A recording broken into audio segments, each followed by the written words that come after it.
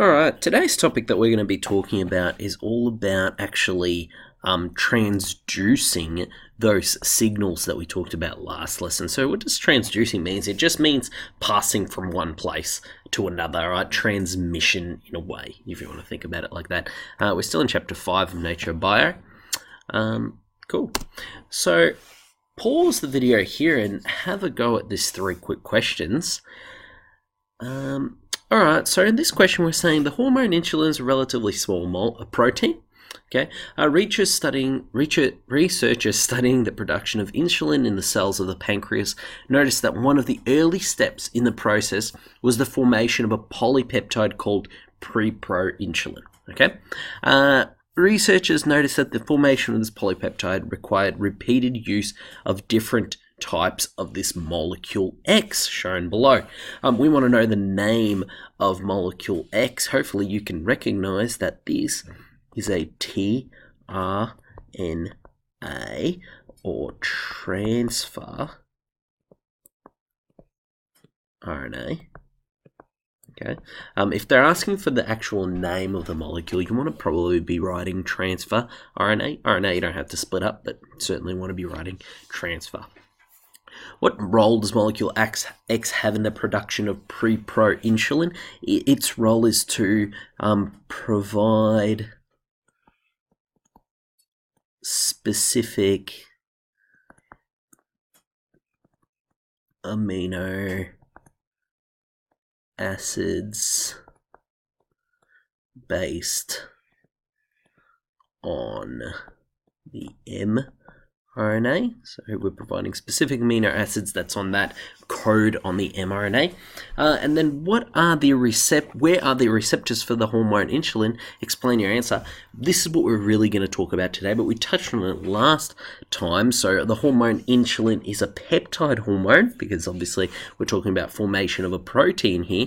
So the receptors are going to be on the plasma membrane. Cool. Alright, so in the study design, we're talking about the stimulus response model when it's actually applied to the cell in terms of what we call of signal transduction. And this signal transduction is a 3-step process involving reception, transduction, and a cellular response. Okay? And then also we're going to really touch on the difference between signal transduction for hydrophilic and hydrophobic signals in terms of the position of the receptors. So we have on the membranes of cells and in the cytoplasm or the cytosol, and the initiation of the actual transduction, so how the transduction actually happens. You don't have to know details of the specific chemical names of secondary messengers, G protein pathways, reaction mechanisms, or cascade reactions. All right, this isn't necessary anymore. Touching on some of this stuff can be a bit handy later on though. All right, so what's your reaction when you're hungry? Hopefully you can recognize that when you're hungry, you eat, okay? What about after you've eaten this really large meal? You're very full, so you stop eating and you probably might go into a food coma, right? What about if you're way too hot? You probably sweat, all right? You have this reaction to being too hot. All right, these are all examples of stimuli, so being hungry, eating a large meal, or being too hot, and specific responses to them. For example, eating or feeling very full and stopping eating, or sweating because you're too hot. All right, this is all examples of what we call stimulus and response.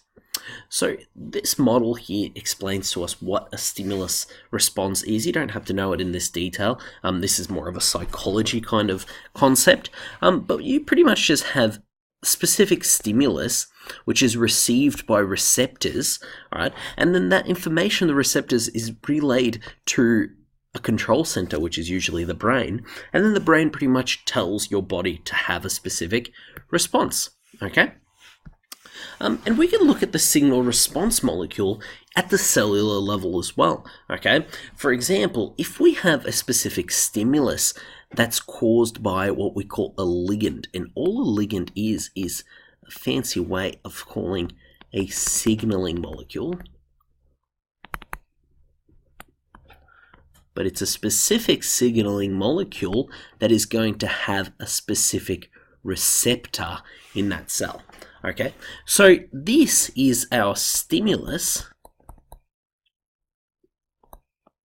Okay, and this stimulus is going to be received by the receptor, all right, and then it's going to be transduced, it's going to be transmitted through what we call signal transduction, which is this process that's happening in the middle here, and this transmission is going to have a specific response. That response can be a variety of different things in a cell, all right? Just because, for example, if we might have a specific hormone here, that's this ligand, it might be a hormone, right? If this cell might respond by, for example, using ATP, okay? Or it might be due to different signal transductions that are happening here in the middle, this cell might respond by stopping, so not using ATP. Okay, so signal transduction is all going to always be a stimulus that's giving a response, but that response is going to be very specific depending on the cell you're talking about. All right, let's talk about the reception of signals and what happens a little bit afterwards. Okay, let's talk about peptide hormones first. And if we're talking about peptide hormones, we're talking about protein-based hormones, which are water-soluble, okay? Water-soluble hormones means that they are hydrophilic, so they love water. If a hormone loves water, it cannot pass the plasma membrane.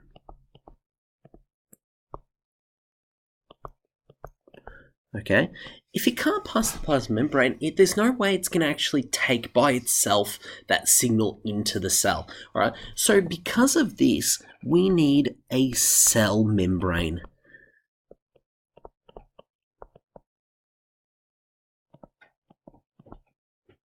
Receptor.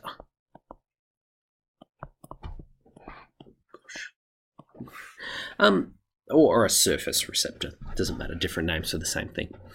So what happens after that hormone attaches itself here to the surface receptor is what we're going to talk about now, because it's very, very important, because it's very specific to these peptide hormones and water-soluble signaling molecules, okay? Because what we have happen is we have a series of cascade reactions. We have a series of reactions that happen one after the other, and they pretty much all lead to a change in the cell, which is pretty much doing what we call transducing the signal. It's doing the signal transduction. It's moving the signal along to where it's going to be needed, where it's going to be actually read, all right?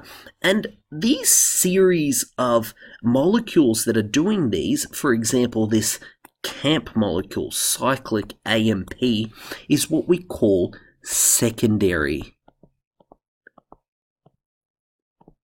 messengers. These secondary messages are going to take this information on, and it's going to create this cascade of information. It actually can increase the degree of the information, so we can have this information really blow up, all right? What started off as a little whisper made by this hormone can be at the end here, when we're talking about the end here, it can be a big shout, okay? But for peptide-specific hormones, these secondary messengers are going to have a direct protein effect. All right, and the reason it's going to, so for example, as you can see here, we're activating a protein directly. The reason it's going to have a direct protein effect is because it can't get into the nucleus here and affect the DNA. So we could say that there is no DNA effect. Okay, because there's no DNA effect and because we're directly affecting the protein, this is going to be very fast to happen. It's going to be very fast, but it's also going to be very fast again to stop. Okay, so they're all very important things you're going to have to know about peptide-specific hormones or water-soluble hormones. Okay, let's go through the same thing in terms of the other group of hormones that we have, which are those steroid hormones. Okay, steroid hormones, unlike those peptide hormones, they are lipid soluble, which means that they are hydrophobic. They hate water. Things that are hydrophobic, that are lipid soluble, are going to directly cross the plasma membrane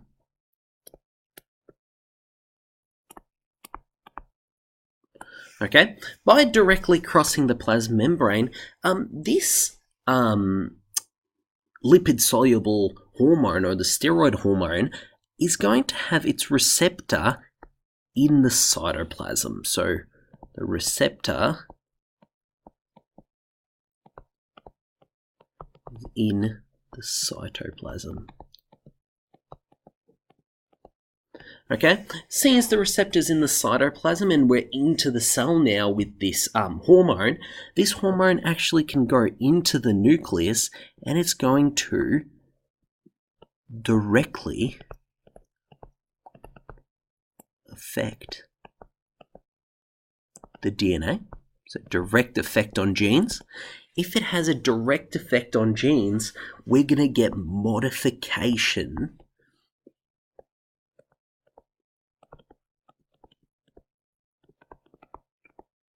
of transcription